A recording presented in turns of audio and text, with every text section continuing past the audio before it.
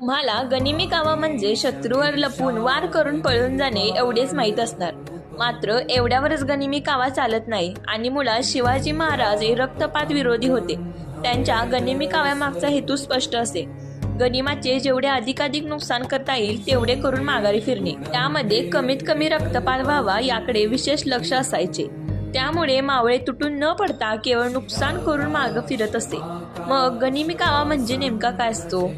गनिम म्हणजे शत्रू आणि कावा म्हणजे फितुरी किंवा फंद फितुरी. गनिमी कावा म्हणजे समोरासमोर लढाई न करता आडमार्गाने हल्ला करून शत्रूला धुडीस मिळवणे.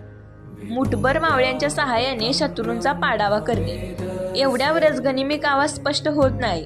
शत्रूंवर वारंवार हल्ले करणे, लुटालूट करणे, जाळपोळ करणे, शत्रूला गाफील ठेवून मनस पुरा करणे, आपण भिहालो असे दाखवून अचानक हल्ला करणे, रसद तोडणे, युद्ध